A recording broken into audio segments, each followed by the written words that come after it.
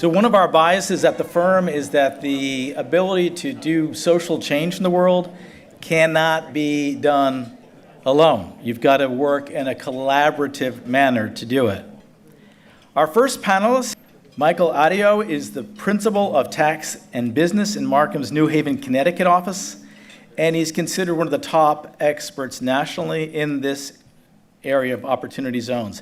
He has over 35 years as a specialist in compliance and planning in the areas of federal and state taxation. He's developed a number of strategic plans for clients in the areas of estate giving and planning, including the use of trust for tax savings and asset protection. Michael, you want to just wave so we know who you are?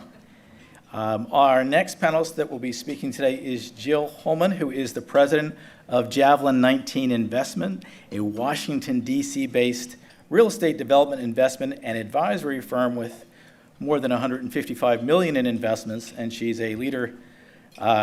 She's a leader in the women-owned real estate investment space.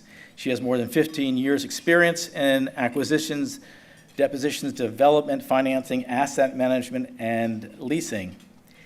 She's also become one of the leaders in the Opportunity Zone area. She's worked with legislative and administrative members in developing a comprehensive understanding of opportunity zones. So she's been with this from the very beginning. She's now working with groups of attorneys, accountants, real estate deal structures that fit into the program guidelines.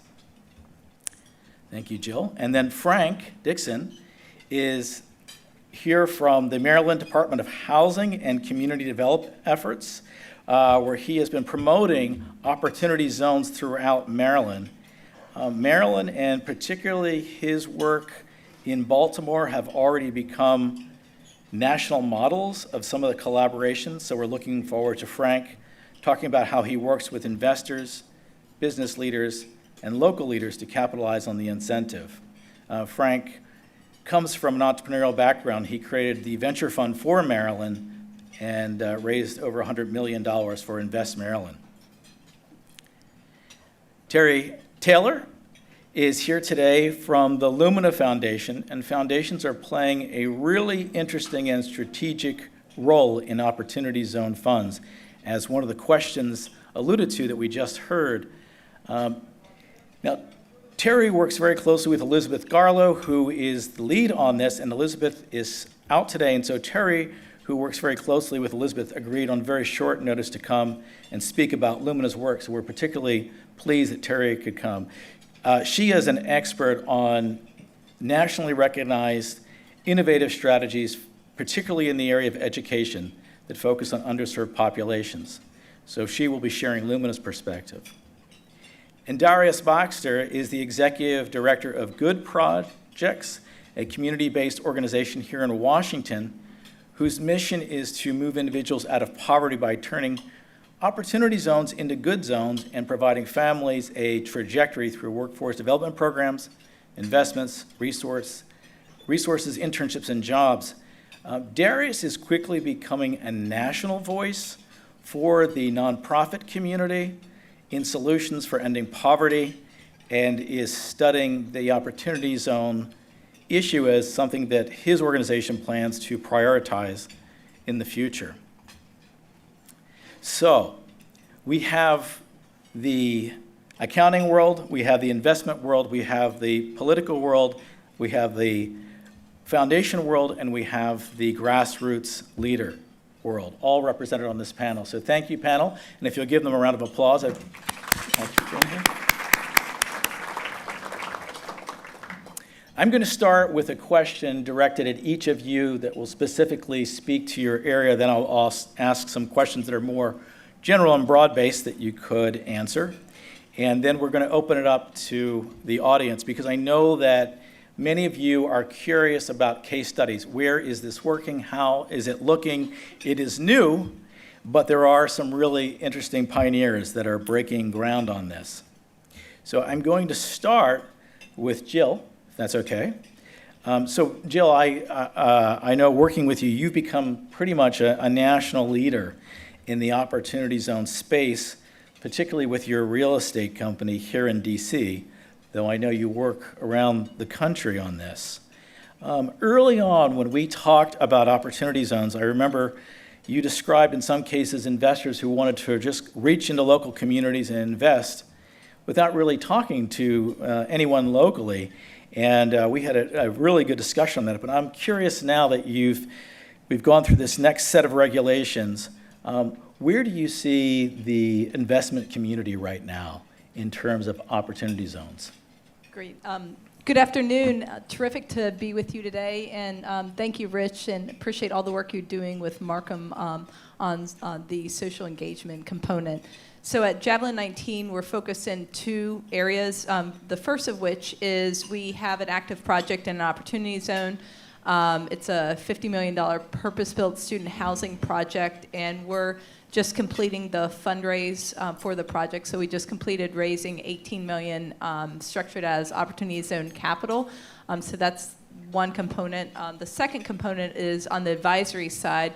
We've been working with several single-family offices who have substantial gains in first of all, developing an investment strategy, but then secondly, identifying and working with them on structuring their opportunity zone investments to comport with this investment strategy. So to address your comments, and I think to speak to a question that was in the audience previously, is if you remember nothing else, please remember that there are investments that have been made already using this incentive. We started focusing on the opportunity zone the opportunity zone incentive back in January because once we became aware when it was included in the Tax Cut and Jobs Act, we thought two things. Number one, in the real estate industry, this is going to be a very, very attractive vehicle for raising capital. But secondly, it's a place-based economic development incentive, which I think is going to attract capital and improve situations in these communities. So number one specific example of a deal that had been done, I mentioned mine, but it was reported as well as I talked to the folks who did the deal. So for example, Crescent just invested over $80 million in equity into a project in Houston. And so that was in partnership with Hines based out of Houston. But then there's multiple data points, and I think what you'll find when you talk to attorneys and accountants in the industry is everyone is very busy working on deals, and a lot of these deals are just private deals where they're not going out and posting articles in Bisno, for example. So there's that, and then secondly, in terms of the investment community, the investors are looking at, I would say, kind of two components of it. A lot of the investors we're working with, they want to do good and find investment opportunities that are mission aligned with what they're trying to accomplish. Some of the investors already are extremely involved in the philanthropic industry, but for the most part, a lot of the investors that we're working with are mission aligned. But then secondly, they also, these projects that they invest in need to underwrite to market returns because a tax incentive based on capital gains needs to generate capital gains at the end of 10 years. Otherwise, it ends up becoming philanthropy if you end up with a zero. So people are applying the same rigorous underwriting standards and underwriting, for example, real estate returns to market returns on for example, a 15-year, 10-year hold, 15% levered IRR, about a 3x multiple, kind of give or take. So that's fundamentally some of the investment returns that investors are looking at. And we're seeing a lot of deal flow, and these range from operating companies that are using the gains to purchase product, to bring a new technology to market, to traditional real estate development projects. So that's what we're seeing in the marketplace. Wow, you are really deep into it. That's fantastic. Thank you so much for sharing. Michael, you are approaching this from the accounting perspective. I know you've been working on a number of these sort of deals. I'm curious from your perspective with the new regulations that have come out most recently, do you see any new possibilities based on these that we hadn't seen earlier on? Well, I think that the most significant change in these new set of regs was that prior to their issuance, it was clear that you needed to sell your interest in the Qualified Opportunity Fund after the end of 10 years to get any benefit. If the fund sold its interest in assets or the subsidiary entity sold its interest in assets and income flowed through, there was no way of getting that benefit. Yeah. Now, with the new regs, as was discussed previously, if the Qualified Opportunity Fund sells its assets or sells its interest in the subsidiary entity, or the subsidiary entity flows through gain, capital gain, to the owner, and the owner's had a 10-year holding period in the fund, you can make an election not to pick that gain up.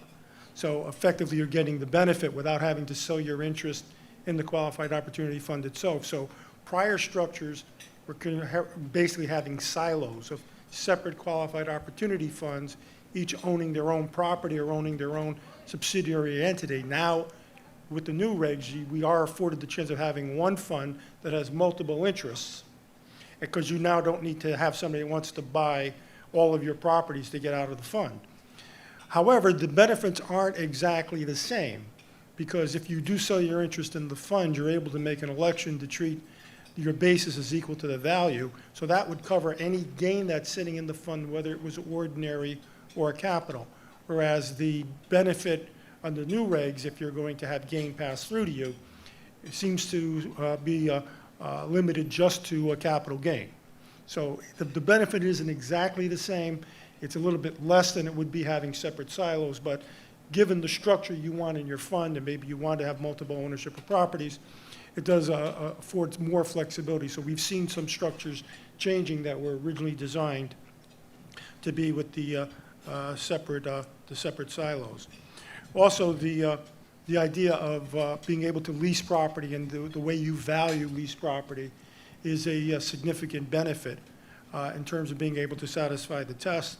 Plus the fact that there is actually not a related party component to leased property. So if I own a piece of property and I want to sell into a qualified opportunity fund that I own more than 20% of, that property isn't qualified as a qualified sale because of the relationship. But I can lease the property into the qualified opportunity fund even though I own more than 20%, and as long as there is a substantial improvement requirement there where I have to spend over the 30-month period on qualified opportunity zone property, business property, the amount equal to the value of the property that is being leased. But if I was going to do substantial improvements to the property, I'd probably do that anyhow. I think there's a mechanism for somebody owning property currently that's in a zone to utilize a fund so as to do improvements through leasing the property. So and we've been looking at that. I do think the making property eligible if it's been abandoned or unused for 5 years is a significant benefit, where you don't have to satisfy the original use or the substantial improvement component of the rules. However, it does create due diligence problems. I mean, from a closing attorney's perspective, that's an additional thing you need to be indemnified for, because how do you know property was vacant for at least 5 years? I mean, you have to take somebody's word for it unless you can verify that through third parties. And we talked about the working capital safe harbor. I do find in my discussions with clients that the one thing that is misunderstood that was verified here earlier is that if you set up a qualified opportunity fund and you put money into the qualified opportunity fund, you don't have a 30-month working capital period to use the money. You really have, that only applies if you have an investment in a qualified opportunity zone business, which is the subsidiary entity. So, I mean, a lot of people are putting money into funds and just holding it there saying, I've got 30 months to use it, and that, I think it's confirmed in these regs, they didn't change it, that's kind of the rule. So those are, I think, the major issues that I've seen in structural. Excellent. Thank you so much. Frank, I'm going to go to you next, if that's okay. When Opportunity Zones got launched and the locations were identified, investment started pouring in some cases without talking to local government officials. And in some cases, and I believe it was in Colorado, the local community actually put restrictions on doing any of the work in there because no one really talked to the local government or local community. Maryland, on the other hand, has a reputation for being quite sophisticated in this space, largely because of your work, and particularly the city of Baltimore has become a case study for many of the work that can happen here. Can you give us your perspective from a government perspective of how you see the role of local government working with Opportunity Zone programs? Yeah, sure. Thank you very much for having me. And I think before anybody does anything, they should find people like Mike to help them out through the transactions, because the reality is with 77 pages for the first regulations and 169 for the second regulations, you really should seek counsel, both tax and legal, to make sure you're gonna qualify. As it relates to sort of local, whether that's local at everything's going to happen at the neighborhood level, which will then be a county or a jurisdiction, and then certainly state as parties that are involved in supporting the low-income communities. And the reality is that if you're going to make investments in these areas and you don't know these areas, the best thing is to find and reach out to people who actually do know the areas. Whether it's going to be investing in a business operation or whether it's going to be investing in real estate.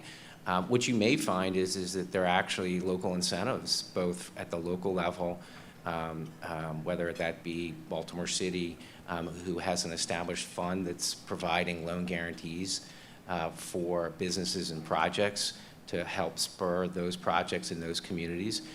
If you don't reach out and talk to the local folks, you might not know about that opportunity, of which then you wouldn't have the ability to enhance your capital stack, whether it be the capital from private equity, the equity side, or the debt side, or in this case, a loan guarantee. As it relates to maybe specifically Maryland and Baltimore, I think that both I think jurisdictions are surprisingly pro-business. Certainly from the governor's perspective, he's pro-business.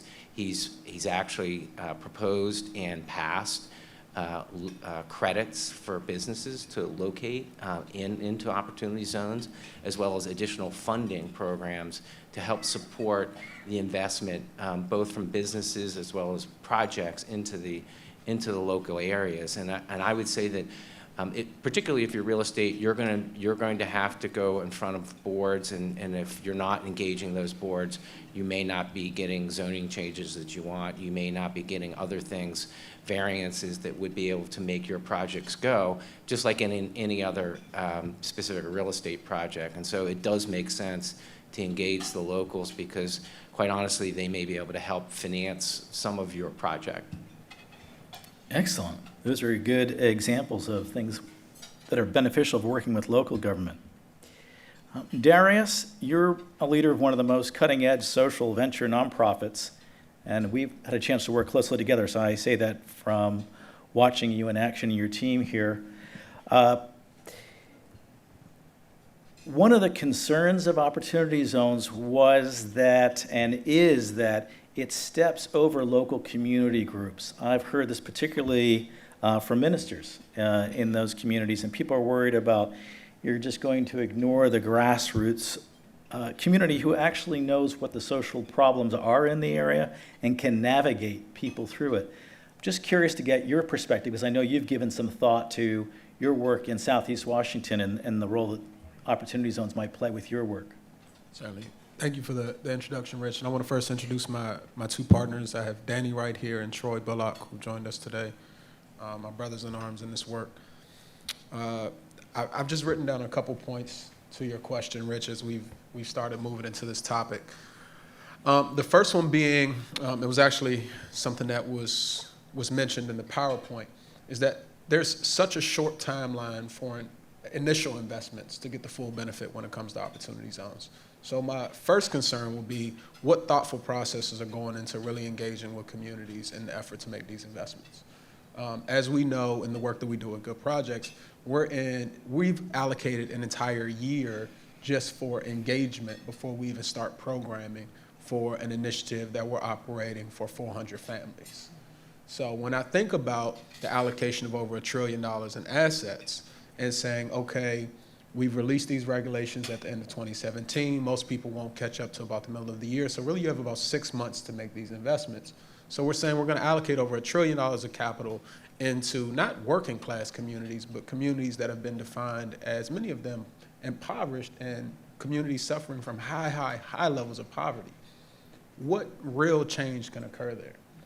You know, even as we sit up here and we look at some of the examples that have been presented, and to Frank's point about working with the local level, the conversation is saying the local level is really the government. The local level is not the government. The local level is the community itself. The government will have the ability to set regulation. To your point, Frank, will have the ability to maybe finance your project, release some grants so that you can make higher levels of investment. But at the end of the day, who are we really benefiting from this project? An example was used of student housing. In Greenleaf, the average median household income for the residents of those 400 families is $14,000 a year. How are we really defining affordable housing in this case? $14,000 a year for a family of 4. What are they affording? For a lot of these plays, again, going back to the PowerPoint, we're using examples, and I'm sure a lot of people in this room, and it's nothing against this, a lot of people in this room are in real estate. And it's nothing against that. I personally invested in an opportunity zone myself. I bought a multi-unit building. I'm gonna move residents in there. You know, I'm gonna get the tax benefits of that. I appreciate it. But at the end of the day, if we're not putting a primary focus, not a subsidiary, a primary focus on how are we creating jobs through this tax legislation, jobs, the most important thing. Not just saying we're gonna go in, we're gonna build commercial space, we're gonna build affordable housing and low-income housing, but how are we gonna do what the legislation was intended to? How are we gonna go in and not just make an investment, but really work with communities to develop talent? Because at the end of the day, just investing capital, as we've realized over time, is not gonna do jack diddly squat. In the nation's capital, we spend about $15,000 per pupil in education. We spend a lot of money, but we're bottom 10 in educational outcomes. That alone, just looking at Washington, D.C. is an example of how if we just spend money at a problem, it's not gonna solve it. What my fear is what we're gonna see throughout this process is what we're already seeing in D.C. is rapid gentrification, but at a higher level across the country, where you're now going into a rural community in Mississippi that hasn't been provided job training, that hasn't been provided support services, and you're saying now I'm gonna build a 10,000 square foot factory. And that's gonna be an opportunity zone play, and everyone will do everything they need to do there, but at the end of the day, there's a lot of things that are gonna come with that, and people are gonna be forced out. And then even more so in anticipation of that, we're introducing this legislation at the end of a bull market, Rich. So what does that mean for our economy? And this goes back to Treasury. We're giving the rich of the rich an opportunity to move hundreds of millions, if not trillions of dollars out of a market that is hyperinflated. So as we saw at the end of 2007, people still haven't recovered from that. And now we're saying we're gonna take even more money out of the market and give you capital gains benefits for doing that? As an investor, I'm saying, I might not ride this one out. Hey, I might as well leave it in for 10 years. Why would I reinvest it into the market? And these are things, the conversations that we're not having, which is really concerning for me, Rich. And I was really hoping to hear more from that, especially from Treasury today. Well, Darius, you've taken a real lead on leading that conversation, so we're going to count on you to continue it. That was really excellent insights. Hey, thank you for inviting me. We have to, if we're not going to engage the community, this is not going to work properly, so that's why we're doing this panel, so thank you. Terry, you come from the foundation community, and there was already a question about foundations. At first glance, it would appear foundations don't have a role in this because obviously foundations don't pay capital gains, so why would they be interested? But Lumina, your organization, has taken a lead role of working to play a role, sort of what Darius was just talking about, in supporting communities so they can be ready and be a player in this. Can you share with us your perspective from the foundation community and Lumina's perspective? Yeah, sure. Thanks for having me. And Thank you, Terry. I'm not Elizabeth Garlow. She did not dye her hair red. She has bronchitis. But I think it's actually, so I'll say a few things about foundations generally, and we can get into some of the specific Sure. things later. For me, I think that, so I run Lumina's post-secondary finance portfolio, which thinks about student need and how we can meet that need. For most of my foundation friends that are thinking about OZs, what's interesting about it for us is we need a multidisciplinary team to even think about what we're going to do. Similarly to what Jill said earlier about a lot of stuff happening behind the scenes, I actually think a lot of foundations have been like not quite sure what we want to do yet. Yeah. You've seen Kresge and E. Casey leading on things like evaluative frameworks and wanting to get that in the regs. Thank you, Treasury, for clarifying operating businesses, because I think that for a lot of us, real estate deals are math that are going to happen on their own. This question of operating businesses, how you create jobs that aren't like one job in a warehouse, but actually something that helps the community. I think that's where we see possibly our value add. I think we see it as a way to help work happen that should be happening anyway, but might be an incentive to get new money at the table. So in terms of what philanthropy might be able to do, I think we're still trying to figure out what we're going to do. One is helping provide financial and technical assistance for people like accountants and lawyers to help get strong projects be more competitive for the diligence process. I think we also possibly could help build capital stacks by de-risking capital to make it more attractive to investors that need to have greater returns. We also, I think, can work collectively with other funders and some of our partners to watchdog some of the negative consequences. I think that everything that Darius just said is like why we're still not quite sure. Like I think there could be potential. I think a lot of it, the communities have got to create that potential for themselves. I don't think regs are going to do it. I don't think government incentives are going to do it. I think communities working together with socially minded investors that are thinking about diligence on the money side, but also diligence on the social impact side. I think we can help them with that. And so I think, and the last thing I think that foundations can do is help lift up what we know about need. What you mentioned, student housing. I think that I think a lot about the cost of living for students, and if we're going to use these investments to provide affordable housing, that needs to be better than what students can access right now. And so I think we're all kind of sitting back to see how the regs shake out. Thank you for taking some important steps forward, but I think we're all hoping to get a little more involved this summer. Excellent. So let's hear it for our panelists. Wasn't that a great perspective of the whole spectrum of needs that we have to accomplish this? Thank you all.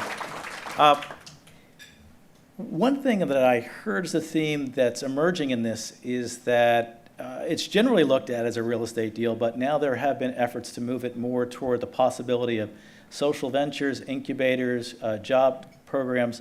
Does anybody have any insights into that aspect of it? Frank, and then Jill. I'll just address it as it relates to the selection of opportunity zones for Maryland.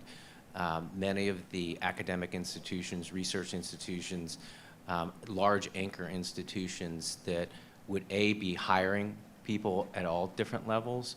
And so the opportunity zones for, say, College Park, Johns Hopkins Medical Campus, Montgomery College, many of them were selected because the thought process is for investing in operating businesses, early stage businesses that either would be commercializing technology coming out of those academic research institutions or just collaborating to advance their companies. There would be both investment that could go into those companies and grow both the local communities, if it's wherever it may be, to support the job growth in those areas. Excellent. Jill, did you have an insight there? Sure. So just as opportunity zone incentive, or just as new market tax credits, for example, is not specific to real estate, so too is opportunity zones not specific to real estate. However, there are certain things about real estate that make it, I would say, just a hair easier to comport with the different requirements, and one being the simple fact that when you build a building, 100% of the revenue that you generate at your building is in a zone.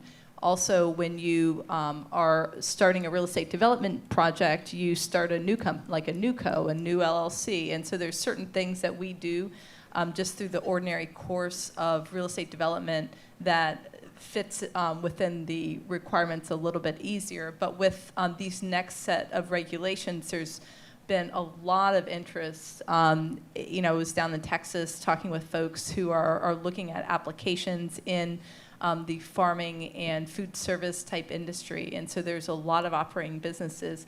But we spent on the real estate side the last year, 4 months, really digesting and kind of thinking through the different applications and structures.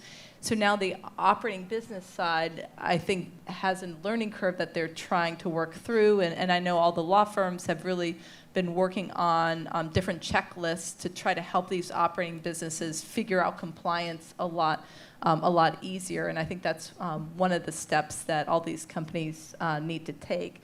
And if I could just make one other point about this place-based economic development incentive is I did my graduate work. I did a Master's of Public Policy and an MBA at Duke, and sometimes I get yelled at, like from my relatives who are NC State fans and think that my parents dropped me on my head at some point. But in any event, what I looked at school was, for my master's thesis, was what is the impact of small to medium-sized revitalization projects on the surrounding residents. So I looked squarely at the issue of gentrification, looking at communities that had no investment, and then an investment came in, and comparing those to communities that did not have an investment, and did it lead to gentrification as defined as rent increases outpacing the market and displacing people.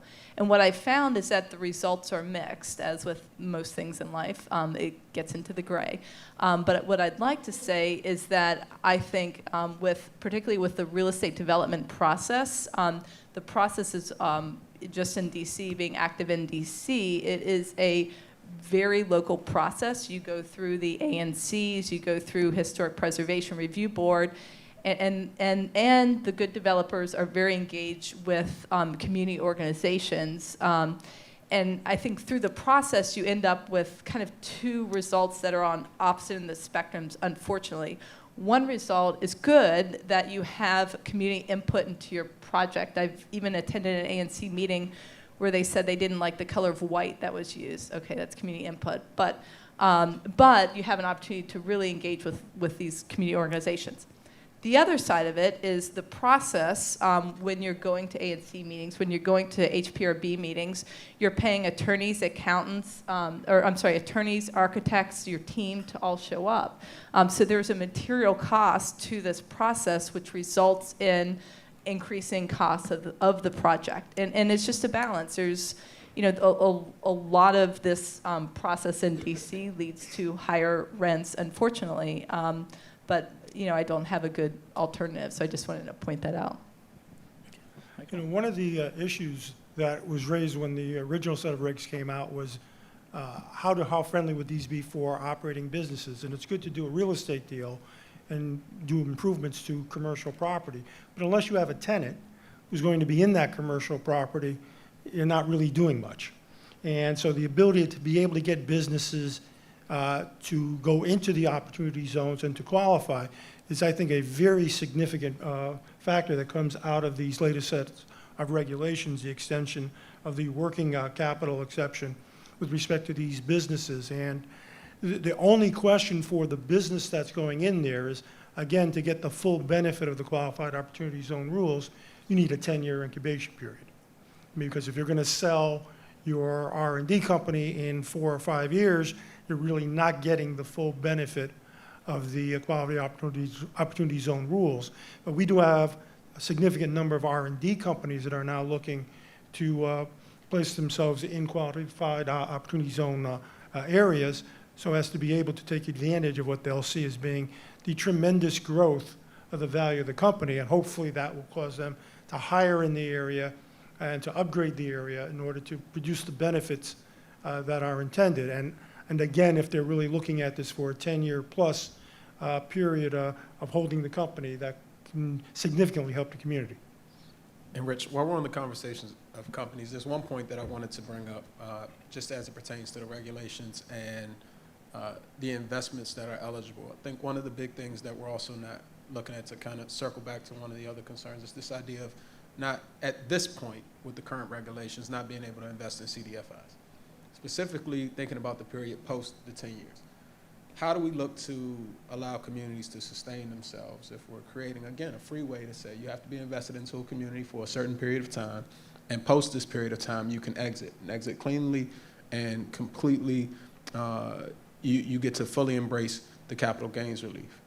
One of my big issues as it pertains to this is that during this process, so my partners and I were very early on to opportunity zones, which is what connected us to Rich and Tom, and then also we had several conversations with Treasury. And one of the initial concerns that I had was the fact that what led us to this point, the fact that in these distressed communities, lending is next to none. You look at most businesses, and this is not an overstatement, most businesses that are starting up in under-resourced communities, they're literally starting it up on the back of credit cards. And once they hit their credit card limit, that's it. For a lot of these businesses that are existing, it's not a lack of intuitiveness or stick-to-itiveness, as a lot of us know in the entrepreneurial space. It's literally a lack of capital. So what we're allowing to happen here with the opportunity zone regulations is saying, okay, we're not going to lend, we're not going to give the ability for investors to lend to banks so that you can have a leveraged investment so that you're not necessarily giving up equity to your business. No, this investment has to happen directly from the investor so that now you're giving up a portion of the business that you worked for. And that's one of the biggest concerns that I have, and it's something that Treasury has to take a deep look at as they're moving into the third set of regulations, is who is really benefiting from this process? Is it really the communities? If we say we're going to have mostly real estate deals, I don't think so. If we're saying, okay, it's going to be equity investments in the businesses, yeah, there's some upside, but I gave away 60% of my business because I needed $150,000, and that's what I was valued at. So at the end of the day, we have to take a really deep look in who is really benefiting from this regulation. We can paint a picture and say at the end of the day, we're here to help communities, we're here to help the poor people in them, but if what is actually occurring doesn't reflect that from the onset, it's going to be a long road that we go down, and a lot of people looking up at the end of the day saying, what happened? Terry, did you have anything to add to that? So I'm going to just give an example of a fund that I think is interesting. Calvert and Kresge are incubating an HBCU fund. Many of you may know about that. So HBCUs are historically black colleges and universities. Half of them are in opportunity zones. They are a place that have created many black leaders. They graduate an outsized number of leaders in STEM, in government, and so for us, it's a place where, because we have an equity imperative to increase post-secondary attainment at Luminas, that's all of our work is driven towards that. We're looking for, okay, how could this work? We aren't currently invested in it, but we're certainly interested to see what comes out of it. What I like about this is one, it's HBCUs at the table running this rather than waiting for capital to come to them. So they're also able to set the terms. I think because philanthropy is involved, we can signal this is important, this is worth investing in. And I also like that there's an ability to take institutions as anchor partners. I think that we heard about that in Maryland a little bit. I think institutions of higher education can possibly be a site for investment. They also can be great at helping with sort of the knowledge infrastructure. They can run real estate demand studies and those kinds of things. They can provide a way to track data. They have all these wonderful faculty members that often want to be involved in their communities. So I think that there's an interesting way both to use institutions, indirect funds like this HBCU fund that's being sort of incubated. It's actually one of the fastest ones that's moving in the Kresge portfolio.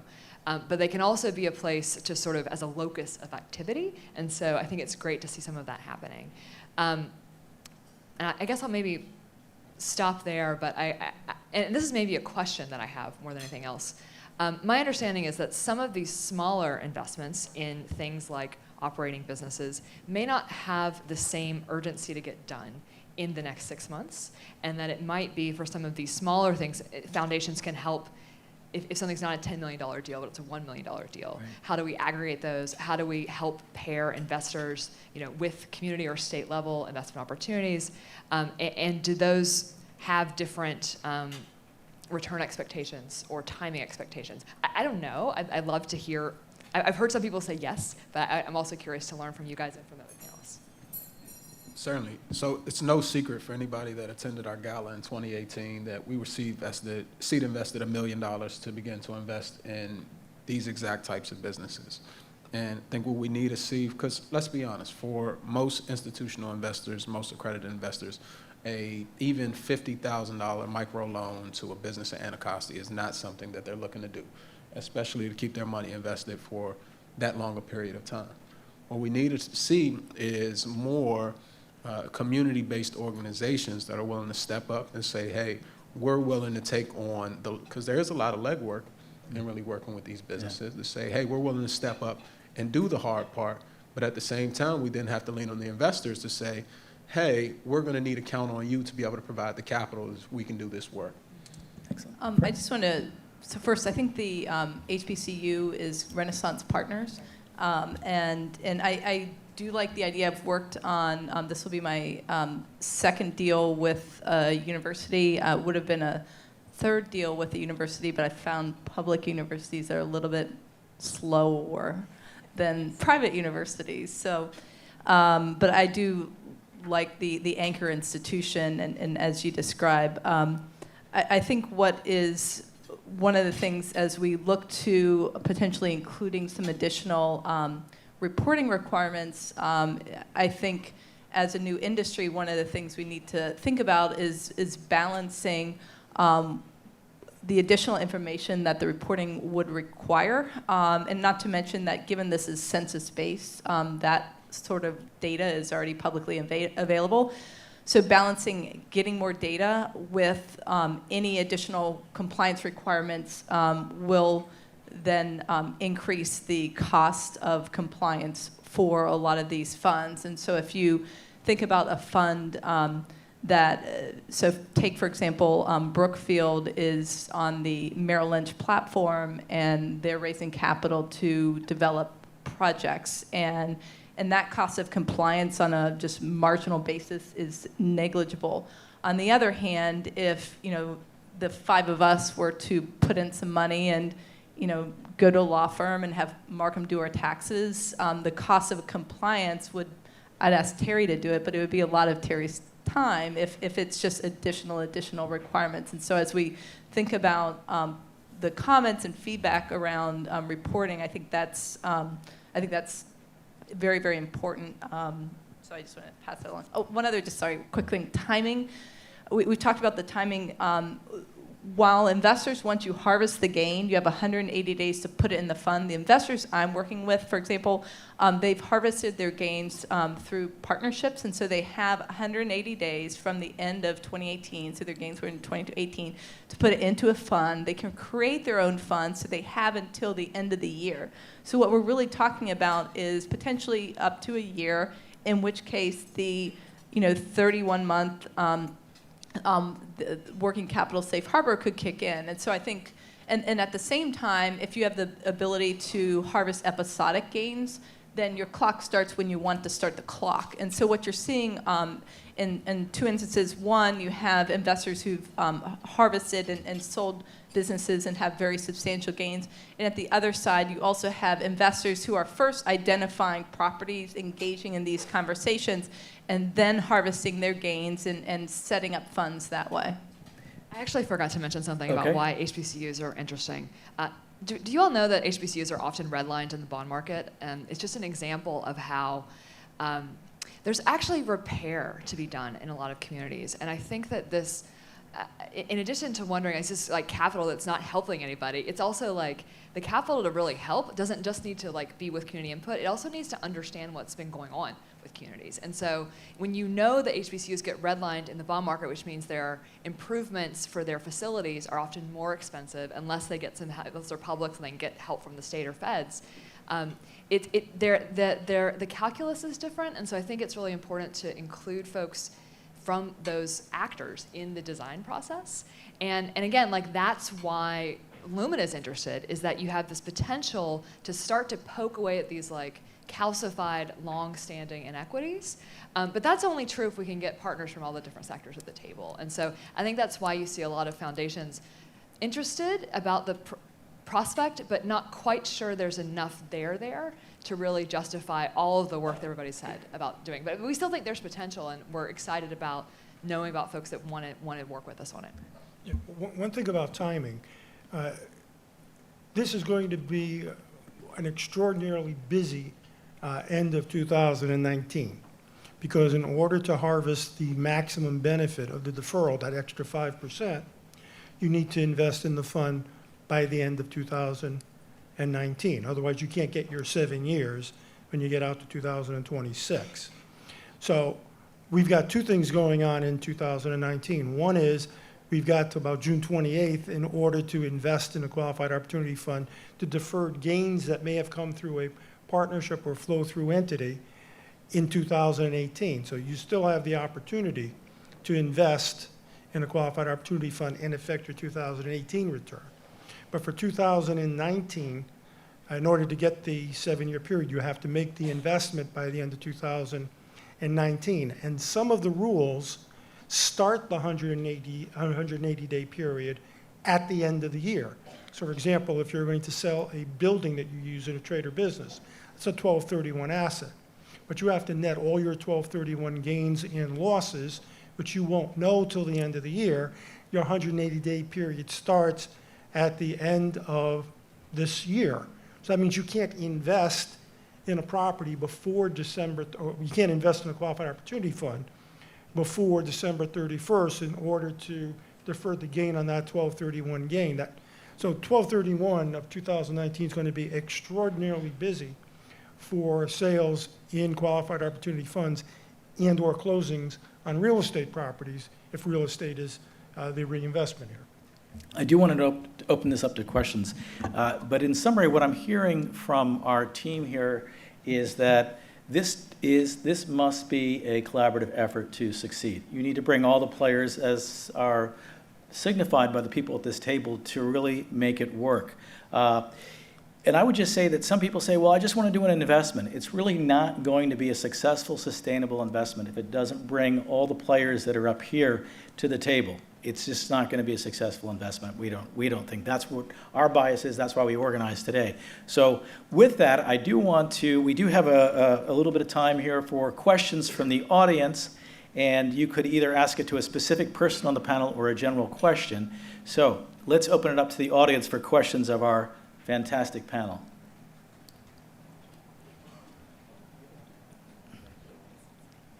How you guys doing? I'm a firm believer that change comes from direct action. And it just seems like the opportunity zone thing is kind of like invest and we'll see what happens. So I kind of want to get some direct answers and suggestions from you all, anybody on the panel, and then Darius, because it seems like he really has a good perspective on how we directly change these communities. Just language as far as from a regulatory stance for the Treasury, what type of language can we put in there to directly impact these communities and not dance around the fact that we're trying to end poverty? And then specific strategies that developers and investors can implement with everything that they're doing to directly impact these communities and work with nonprofits. So just some real explicit, clear language and strategy. Excellent. I have an example. Thanks. So just to be clear, though, Opportunity Zones is not going to cure everybody's problems. And the program's going to last, from an incentive perspective, 8 years, I think, give or take, whatever the time frame is. And so you do, as our special guest said, you get a little sweetener in the beginning. That's not really going to move the return on somebody's return. It's really the back end, 100% exemption. And so it's meant to be a long-term investment.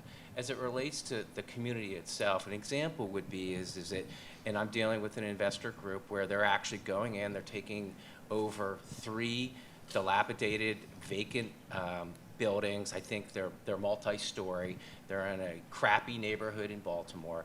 They're going to put their money into it. They're going to substantially improve it, and it's geared for workforce housing for public folks that serve us, policemen, teacher, and so they would be below market rates. And that's an example of you're going to revitalize a specific project.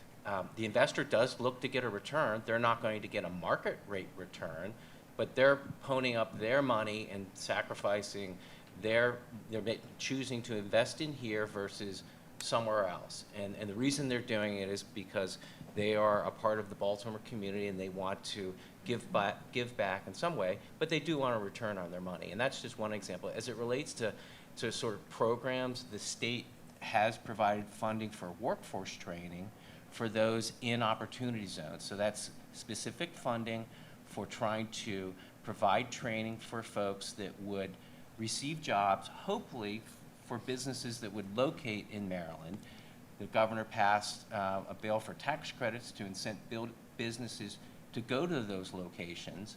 And so that's an example of both funding as well as programs that support the multiple stacks of both or interests, whether it's investors or those that are in the community that are seeking jobs. Troy, I appreciate your question. So when here's my concern here, is that at the end of the day, the way that opportunity zones were pushed out of the gate was that we've identified these census tracts across the country where, and you can correct me if I'm wrong here, 25% or more of the population living in the census tract is living below the federal poverty line. Yet again, in these conversations, and I appreciate the example that you use, a teacher is not living in poverty in the state of Maryland. My mother's a public school teacher. When we have these conversations, we're having a conversation a lot of times about the middle class. Let's talk about the poor. What are we doing for the mom who's living off of TANF checks every month, living in PG County, living in Montgomery County? We're not having conversations about them. At the end of the day, we can build as much housing as we want. We can build millions of homes across this country. If we are not making a concerted effort with this project to put people to work in jobs that are meaningful and give them dignity and hope, we are going to see gentrification at levels that we could never hope or imagine. I guarantee you. I think one of the issues, and was addressed, that there is going to be probably additional information requirements that might provide some metrics with regards to whether this program is accomplishing what it intends to. I mean, if somebody's got to now demonstrate where the money flowed, into what entities, into what areas, if there is information that could be developed concerning hiring practices, et cetera, if that becomes part of the metrics that are determined, that then the program can be assessed in terms of whether it's accomplished what it's done. At this point, probably the reporting that is required is insufficient in order to be able to make those determinations. So therefore, I was thankful that there was some discussion about those reporting requirements being changed so that more information is going to have to be provided so that we can see whether it produces what it intends to. A couple of things, trying to be concrete. One, I think you need a person who's actually bringing all these communities together. Baltimore has an OZ czar. You know, there's an organization in Alabama at the state level that's working to do. Actually, I thought it was wonderful, by the way, in the Q&A earlier when we had one person ask, "Can you clarify on page 24 of the regulations?" And the next person was like, "Wait, remind me what OZs are," because that's how the community is, right? Like, you need someone who can speak to all these different things. And I think some of the most interesting deals are those that throw on sweeteners that aren't just in the deal itself. Washington State's been very savvy, and their governor and how he designated OZs. And they sort of have this Emerald Coast zone. Among the reason that higher ed is involved, and it's not elite institutions, it's community colleges and regional publics, they got some funding from the state for programs to actually train the workforce to be able to be hired by businesses. I mean, so not just importing talent, but sort of building the talent that you've got with the institutions you've got. So but you need a human who understands these different stakeholder groups. And this is another place where I think philanthropy has been helpful, that Baltimore Czar was supported through philanthropic funds. And so I think that more communities having that kind of role, I think that could be quite helpful. So building on your point, I completely agree with you. There's really two ways to reduce poverty. It's increase educational attainment or provide more access to jobs. And I think to your point, I think there is white space in this industry for an individual to organize the different stakeholders. And I know Dan has spoken to that point before, is that there needs to be organizing effort, because if a community wants to attract a certain kind of investor or a certain kind of investment, then they need to do that. They need to put the pieces together and do that. And you see communities such as Erie, like Erie, Pennsylvania, is so prominent in trying to attract opportunity zones, and they really have their act together.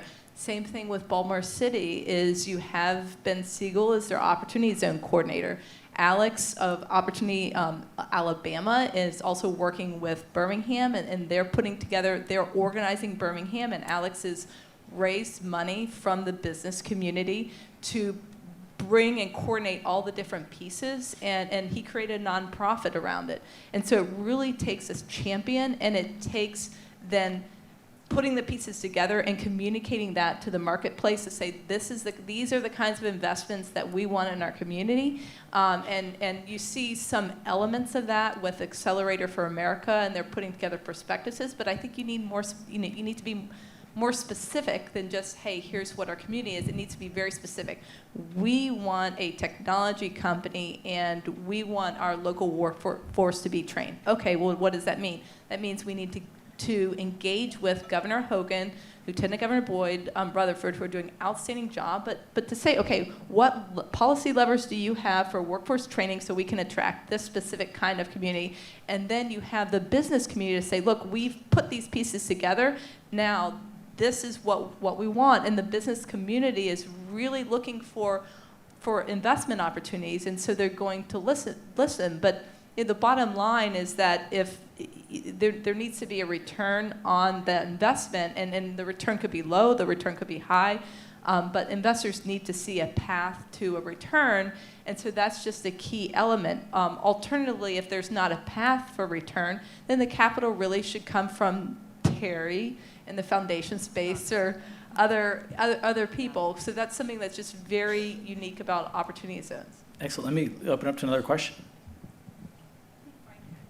Oh, okay, go ahead, Frank. Just another example. So this is a large institution. So Sinai Hospital, they're probably the 4th largest hospital in the state of Maryland. And so they have just are in a position in which to merge with another hospital on the west side of Baltimore. And so what they are doing is that, so they're a nonprofit. They're not going to benefit from the actual incentive itself, but they're plowing money into for-profit businesses that are providing services to the community. And so what that means is they can buy buildings, they can put equipment and people in to provide healthcare services for the areas that they are serving, which predominantly would be the northwest segment of Baltimore metropolitan area. And so that's an example where large institution, they're a non-for-profit, but they're allowed to invest in for-profit businesses. One of them, a transportation company, to transport the people who need health care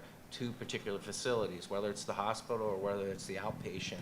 And so that's another way of looking at it from a perspective of investing in small for-profit businesses that could benefit the community and their operations. Excellent. Next question.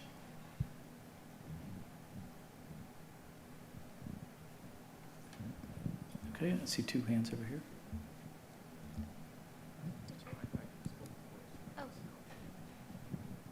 Anybody?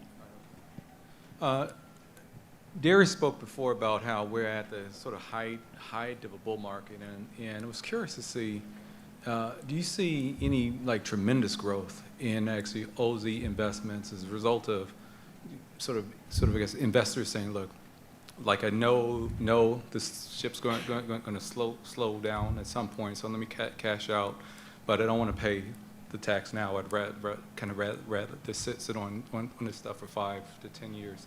Do you see a really big sort of push in the next year or two? I think you're already seeing it. Look at a number of the banks, especially the national banks, especially ones that are based here in D.C. I know Wells made a commitment of $100 million into the space.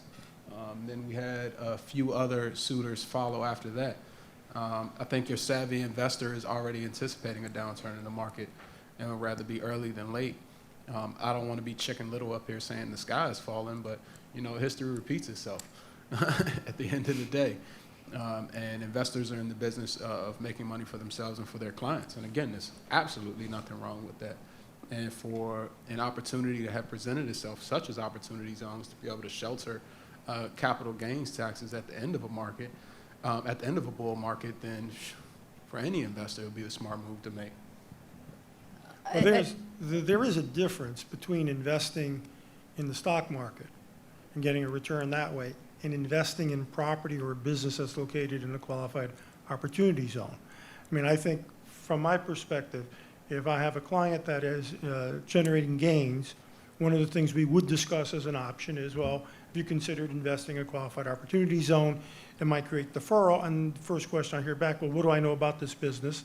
What do I know about this real estate investment? Who are these people that are putting together these funds? I mean, it is a riskier investment than the type of investment that they would have in the market, because you don't know what's going to happen in these areas. You don't know what's going to happen with respect to these businesses or properties, and lots of them fail.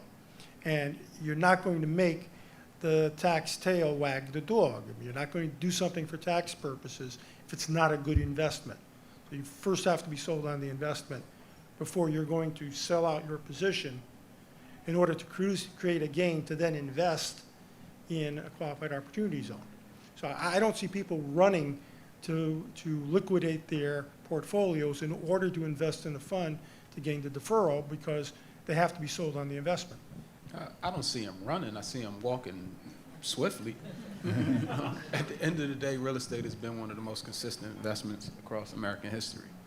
And especially consider a city like DC that's no more than 60 square miles. At this point, you can invest pretty much anywhere in Washington, D.C., and you'll see a return on investment over any period of time. So, I think there's something to say about that, especially when you have a lot of savvy development companies, some of which represented at this table, moving into the space. You hedge your bet a little bit better. We don't have people that have just been in the space for 3-4 months saying, hey, I'm coming in and I'm going to develop a plot of land. You have people that have thought very thoroughly about this and are investing a lot of money in figuring out how they are going to make returns for their clients, but at the same time, make sure that they're not losing for them, especially during a down market. So we're at year 10 of what is arguably the longest, or almost the second longest, expansion period. And so then you have to ask, when is the downturn? And then when you look at the current economic indicators with very low unemployment and having GDP growth over the last several quarters, and then even within the low employment rate, there's still some slack to move folks who've taken themselves out of the labor market. There's still some slack to have those folks rejoin the labor market. And so when you look at all that, but then also the height of the stock market, you have, and volatility associated with the market, you have investors saying, look, let me take some gains out of the market. But what I found more so is that investors have other capital events that are taking place, like they spent a lifetime building their company, and their company just so happens to have sold. And now they're looking, they're calling Michael, they're looking at, okay, what should I do now? And they're looking at what their alternatives are. And so this is not an investment strategy in itself. It's a tax incentive that wraps an investment strategy. And so I think that's one of the key things to keep in mind. We have time for one more question. And this might be a two-part question. First for the panel, because opportunity zones are somewhat linked to, and I've heard this term used throughout this venue, social impact. Is social impact sustainable if there is a dollar sign attached to it, which I think in this instance it is, because I think the individual with the Treasury Department stated that this was going to be an inflow of dollars into an area that normally wouldn't see it if the incentive was there. And secondly, I think the fears that most individuals have that are in these areas is gentrification. And I also heard the word hope, which isn't necessarily a strategy when it comes to trying to avoid gentrification. So if we could talk about the long-term effects, because again, if money's being moved in because of the opportunity for, or if there's a dollar sign attached to it, when you take away those incentives, what are you left with? Anybody want to take that? Yeah, sure. I think it all comes down to the local level and how they monitor and manage what goes on within the neighborhoods, because it starts at the neighborhoods, which then goes to a particular zoning. So that could be a jurisdiction or a county, right, that's going to determine what's going to get approved or not, depending upon what the project is, if it's real estate, if it's a business and they have to get a business license to execute. As it relates to gentrification, I'm happy to, if you want to join me, I'll drive you to the west parts of Baltimore. And unfortunately, I think that it's going to be a long time for them before they'll be able to actually say gentrification. Now, having said that, there are opportunity zones that are designated throughout the U.S., that there are a few of them that are in market rate areas, and they will have lots of market rate investors going in to try to invest in that. But at the end of the day, it really comes back to the local level as far as approvals of what actually happens. And so there are, I'm not for this, but there are jurisdictions that have put caps and percentages on caps on what you can actually rent your projects out if you want to get approval, or you have to actually have a certain percentage of affordable housing for your projects, or you won't get passed. And so it really comes back to local level, I think, that really will control what would happen from a gentrification perspective. So just a couple things. One, I think in looking at gentrification, I think what some people say is the definition is really displacement. I think gentrification, and having worked in local communities and with local elected officials, if you use word gentrification as defined by growth of a community, then if you don't have growth in a community, then you really have a dying community. So I think it's important to have some level of growth in a community, but without the displacement component of the folks who currently reside in the community. So I think it's important first to how I'm defining the term in my response. I think with this legislation providing the definition of substantial improvement, so for every dollar of improvement, or for every dollar basis, you need to put a dollar of improvement in, excluding the land, it makes it prohibitively difficult to substantially improve, say, current apartment buildings. So there's an apartment building, it's valued at $100,000, the land's at $50,000, I need to put another $50,000 into the apartment building, and that's a lot to put into an apartment building. Just doing kitchens and bathrooms would be, maybe $5,000–6,000. So it's hard to meet that threshold for substantial improvement to existing assets. And then for the original use, you're talking about vacant buildings or alternatively new construction buildings. But one specific point is there's an executive order that the administration put forward that created a White House, essentially a White House Council on Opportunity Zones, where they pulled from the different agencies in the administration and bringing everybody to the table and saying, look, we've talked a lot about what happens in urban areas, but this is not an incentive just for urban areas. And in fact, the U.S. is maybe 80% urban, 20% rural. These zones are really 30% rural, 70% urban. And so, for example, what the administration, with this executive order and this new council, what they're trying to do is say, look, we have policy levers with, say, the ag department that we can pull on, layer on top of opportunity zones to ensure that folks in rural communities can also benefit from this tax incentive. And then also, there was an RFI that came out in tandem with these regulations that asked for more information related to how the administration, how HUD can tailor its policies to create more positive economic outcomes for folks living in low-income communities. And so that's just a real live opportunity that the administration is asking for specific feedback on these issues to improve the outcomes. First off, Jill, if you can do a kitchen and a bathroom for $5,000, I need to talk to your contractor. Okay, we need to talk after this. I know I'm new to the game, but good God, I love those prices. All right, I guess kind of in closing to that question for me is that really this sounds like, Rich, we can have a conversation, I'm assuming, Rich,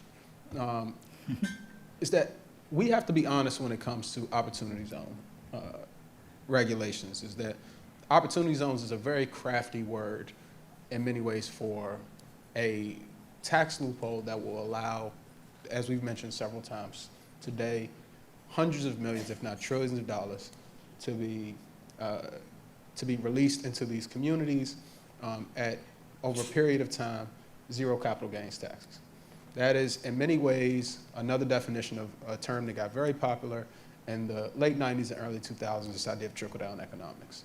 We're saying that if we invest this money into these communities, that somehow, some way, that people living there will be able to take advantage of the capital that's being introduced. It's not taking it far enough. What we saw from trickle-down economics was one of the largest wealth disparities in the US since like the 40s, which is pretty bad.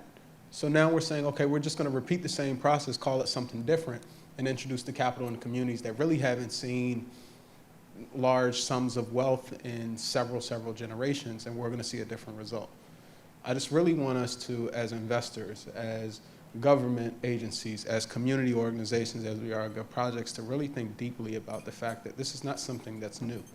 It's called a little bit something different. We're maybe doing it in a more targeted way, but how can we learn from the past? What can we do a little bit differently so that this goes right this time? How can we hold ourselves, if it's not gonna be Treasury, if it's not gonna be the local governments, strictly as investors and organizations that are deeply concerned about this issue, or else we wouldn't be here, how are we gonna take it a step further?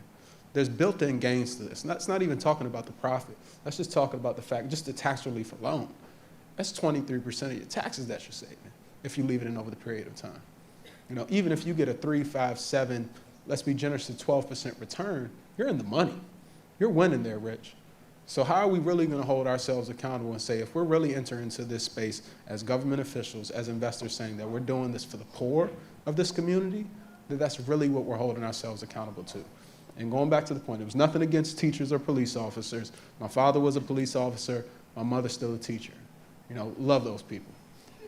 At the end of the day, those are middle-class Americans. That's not what this tax legislation was meant for. It was meant for the poor. The poor. And if we're not focused on the poor, and at the end of the day, this will all been for naught. And a lot of people would have made a lot of money. At the end of the day, the people that this was really meant to affect are going to be in the same place, if not worse off, 10 years from now than when we first started. So. Thank you, Darius. And on that, I'm going to thank our panel for a fantastic perspective and case studies for us to really hear. The reason why our firm is involved in this is because we do believe in social impact, and we actually do believe that the investments actually aren't going to work really well in the long term if you do not engage all the players. That's our message. That's unique. And so we're glad that you're here. I must say, DC audiences are not known for their attentiveness, politeness, and so forth. You've been a fantastic audience today, staying and listening and asking great questions. So thank you very much for coming. And I want to thank our sponsors for making this possible, because this is the only event, as the counselor to the secretary told me, that it was free. He said, you're the only one that opened to everybody. And that's because of our sponsors today. So thank you to our sponsors for making this possible. Thank you.